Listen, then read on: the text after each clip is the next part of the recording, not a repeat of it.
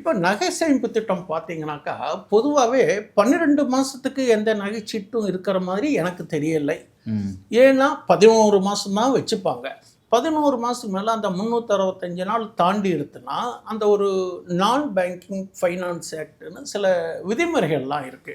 Okay. அப்ப அந்த 365 நாள் பண்ணா, அவங்க இன்வெஸ்ட்மென்ட்டுக்கு டெபாசிட் வாங்கின மாதிரி ஆயிடும். ம். அப்போ அந்த 11 மாசத்துக்குள்ள நீங்க வந்து வரவு செலவு நேர் பண்ணிக்கோங்க, இல்லைன்னா புதுசா சீட்டை ஓப்பன் பண்ணிக்கோங்க அப்படின்னு சொல்லிட்டு, சில பேர் என்ன சொல்லுவாங்க, இதுக்கு உண்டான தங்கம் வேணுனாலும் வாங்கிக்கோங்க, பணம் தர மாட்டேன். ம். அப்போ வந்து நீங்க பொருளா வாங்குறப்போ நீங்க அவங்ககிட்ட ஒரு வியாபாரம் பண்றீங்களா?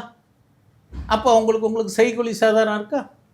எல்லாமே செய்கூலி சேதாரம் உண்டு. Not okay. ஒன்லி தங்கம். நீங்க பங்குச் சந்தையில போய் ஒரு ஸ்டாக் வாங்கினா கூட, அதில் புரோக்கரேஜஸ் உண்டு, டாக்ஸஸ் உண்டு. அதெல்லாம் பார்த்து தானே நீங்க விலையை வாங்குவதும், விற்பதும் தீர்மானித்து, அதை கழித்துக்கொண்டு உங்கள் லாபம் வர மாதிரி தானே நீங்க பிஸ்னஸ் பண்ணணும்.